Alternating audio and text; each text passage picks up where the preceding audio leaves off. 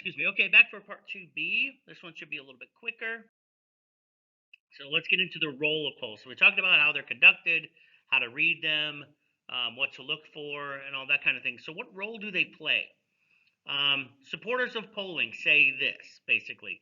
It helps communicate to the politicians when things are going wrong or are unpopular so fixes can be made.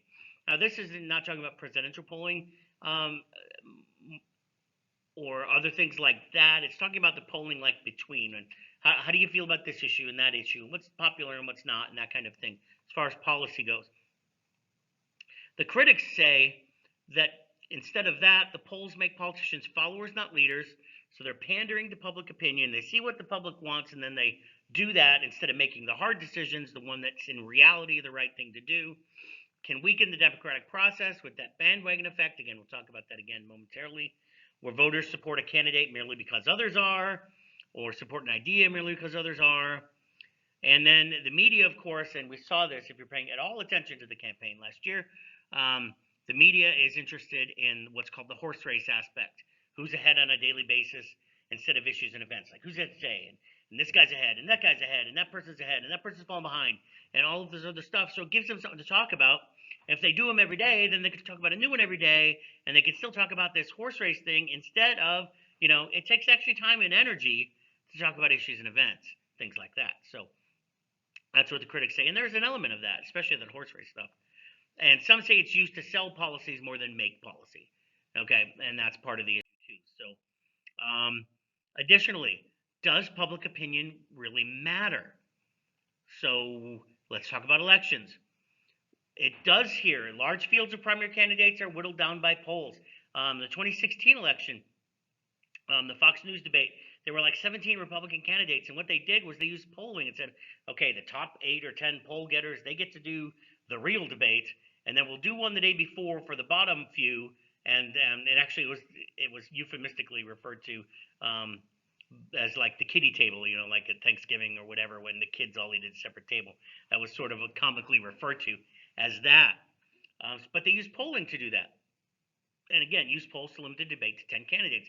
The Democrats did something similar this time around because they had some 25 or 26 candidates or something in the primary, at least as long as the primary season lasted until COVID happened.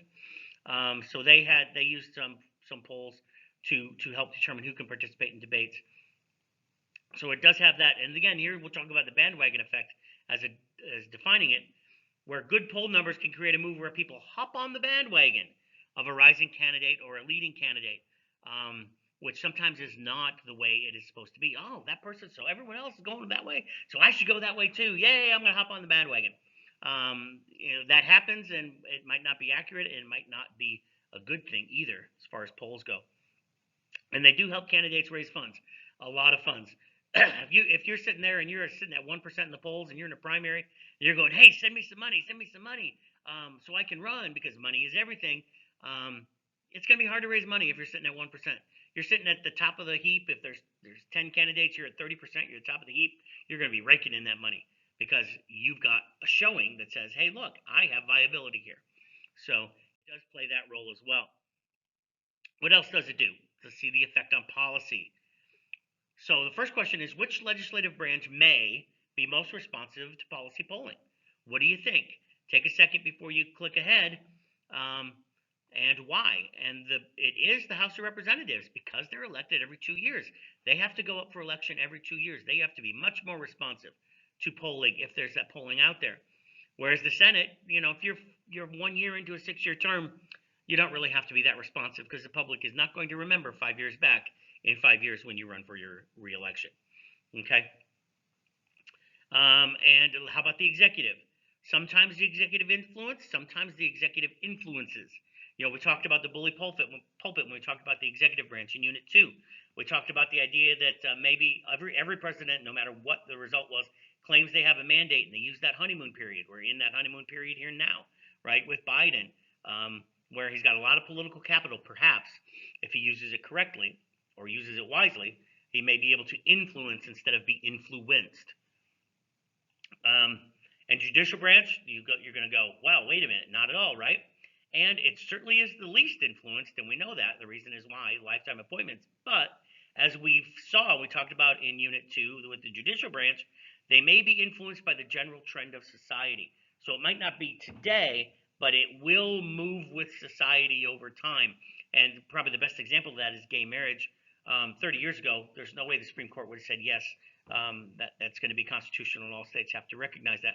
But was it about 6 years ago or something like that? The Supreme Court was with the general opinion of the public that that is going to be constitutional. The state's going to have to recognize it. So it's influenced by society over time, not immediately though. Okay, a little bit left. 2 more slides. Reliability. Let's talk about the reliability polls. This is a problem, right? Gallup predicted Romney was going to win in 2012. We did not have a President Romney, so Gallup was wrong. So there are issues. Everyone, and I mean everyone, Trump supporters, Trump, the people who were adversaries of Trump, every media out there, everybody missed Trump winning. And part of the problem is that something that changed a little bit this election is that the popular vote, and you take the country as a whole. Hey, who do you want to vote for president? And say, Clinton was 4 or 5% in the lead, 6% in the lead. That doesn't matter because it's 51 separate elections, right? So you need to do more state by state work, especially state by state in the battleground states. And we saw a little bit more of that. A lot of people were paying much more attention to what was going on actually in Wisconsin, in Michigan, in Pennsylvania, instead of the U.S. as a whole, and that means you can maybe better accurately predict the Electoral College. So why are there issues? There's this thing called a social desirability bias. People may tell a pollster what they think the pollster wants to hear, not what they actually believe. Believe it or not, that happens. That's been quantified. Say if you're not a likely voter, say if you're not going to vote, and you answer a poll and you talk to them, and they ask you, are you going to vote this time around? That person might say, yes, I'll vote this time around, because they don't want the pollster to think they're shirking their civic duty when they're not going to vote. Okay? So stuff like that. And there's this thing, a socially acceptable answer. And it is called, in your book, if you look at that, it's called the Bradley effect. I've also used the term Wilder effect. And what that is Wilder, if I remember right, was a governor of Virginia. There's a black guy, and Bradley was governor, or was running in a mayoral race in Los Angeles. And both of them were ahead in the polls, and both of them lost. And the political scientists dug into it, and look, they did come up with this fact that some people were answering the poll. They're talking to the pollster. Pollster calls and says, hey, who are you going to vote for? Are you going to vote for Bradley or the other guy? And they're going to vote for the other guy, but they don't want the person to think they're a bigot and don't like black people, so they say they're going to vote for Bradley, who's a black guy. But they weren't going to, because they didn't want the pollster to think bad of them, think that they were a racist or a bigot or something like that. That does happen. It's out there, so you have to be careful of that, and the pollsters have to be careful of that. All right, last slide. Undecideds. This is a problem.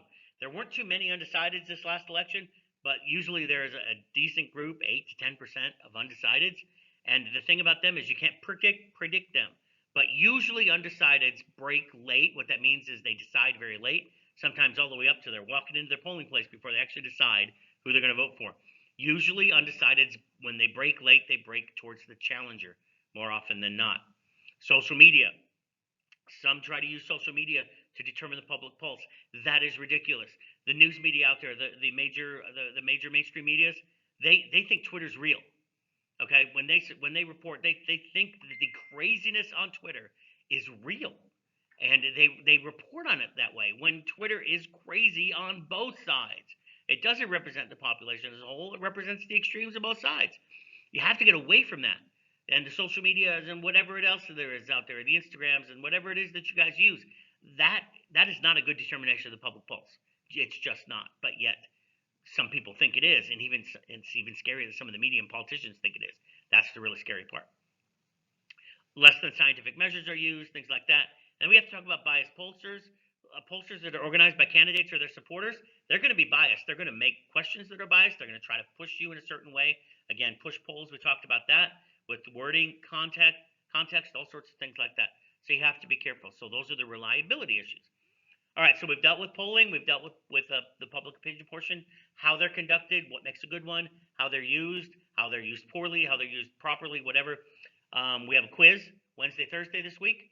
So it'll be on this and the previous stuff that we did in Unit 4. So we'll all be ready for that, for ideology and all of that. So see you next time. We'll get to something later. Probably won't do a lecture until next week. So we'll see.